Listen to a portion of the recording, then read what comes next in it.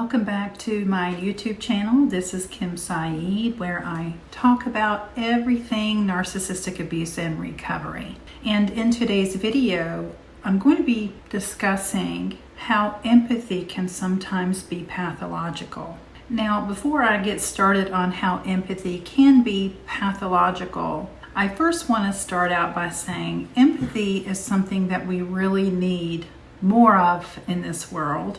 But a lot of people are not able to offer that to the people in their lives. There are people who lack empathy, such as narcissists, sociopaths, and psychopaths, which those latter two terms are no longer used. It's now called antisocial. But showing empathy to someone who can't help themselves plays a critical role in the context of humanity. Empathy is the foundation of organizations that help children with cancer, save mistreated animals, supply food to poverty-stricken families. It's also why neighbors might help shovel the sidewalks for the elderly during inclement weather.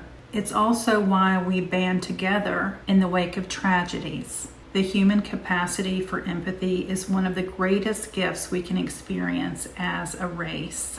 On the other hand, there is such a thing as unbridled empathy. Some might even call this a disorder of empathy or hyperempathy. And it's where someone's empathy or altruism actually causes more harm than it does good.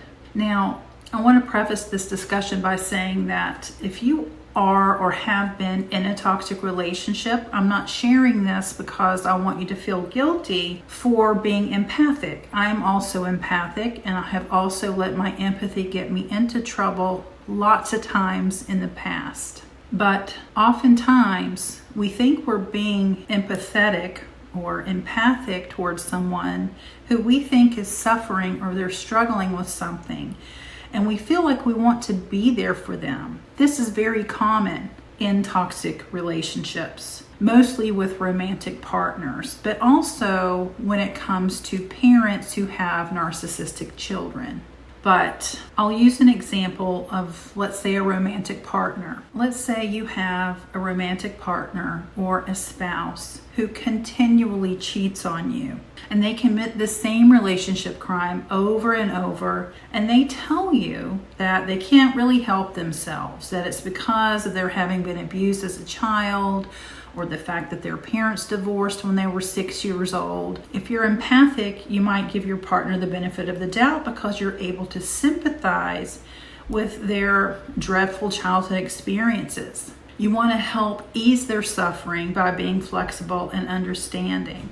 I mean, after all, you don't want to make it appear that you are being indifferent to their suffering. You want to take the empathic approach and rationalize and forgive their actions. Now, choosing whether or not to forgive a partner's infidelity is a personal choice, so I'm not judging one way or the other. However, in doing so, there could be serious long-term consequences of such a decision, especially if there are children in the home. Now, on the surface, forgiving a cheater may not seem harmful, but other circumstances should be considered. Not what temporarily makes us feel good, and not what's being promoted by the cheater with their own self-serving interests in mind. For example, if you do have children in the household, whether you're married or have a long-term relationship with someone who lives with you, and you do have children in the home, and they are aware of the cheating, they might be getting the impression that cheating is a forgivable thing or a normal element of committed relationships.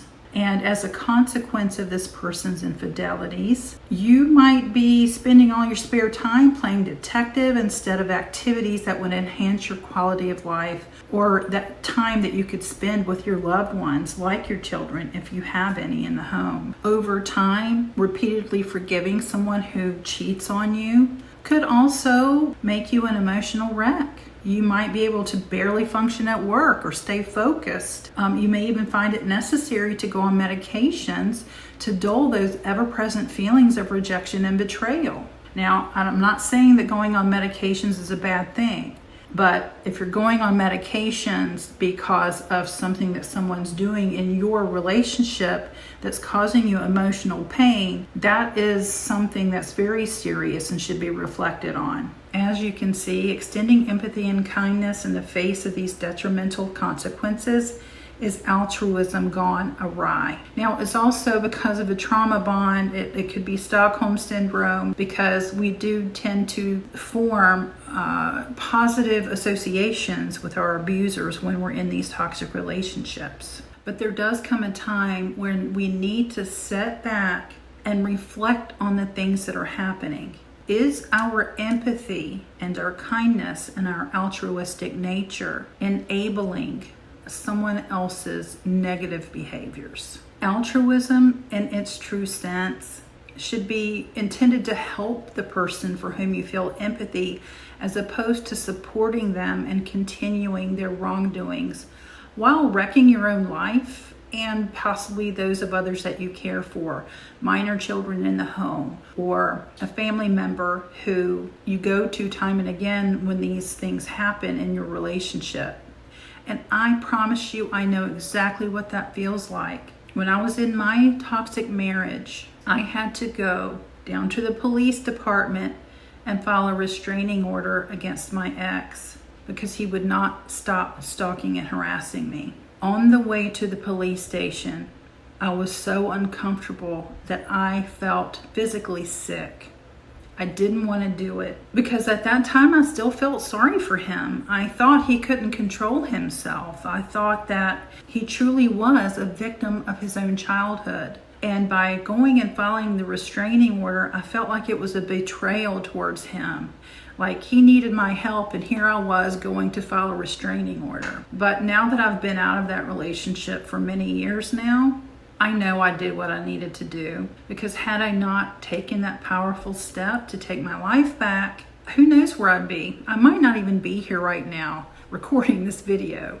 We have to hold people accountable for their actions if they are affecting us in a negative way. So basically, we want to sit back and reflect on whether helping someone else is actually detrimental to our own needs and the needs of our loved ones, like minor children who are in the household. Ultimately, these altruistic or empathic inclinations are exploited by manipulative people, such as narcissists and other character disordered individuals. When you are faced with the dilemma of wanting to appear empathetic, or when every fiber of your being wants to help a person for whom you feel empathy, take a moment to think about the long-standing consequences to ensure that your decisions aren't compulsive, potentially devastating, or helping the narcissist in your life to achieve their self-centered agendas. If you want to read the article on the blog, look down below this video in the description box, where you will also find a link to my healing program. My healing program uses techniques derived from behavioral therapy and has been vetted by the psychological and neuropsychological communities. Therapists often refer their own clients to this program.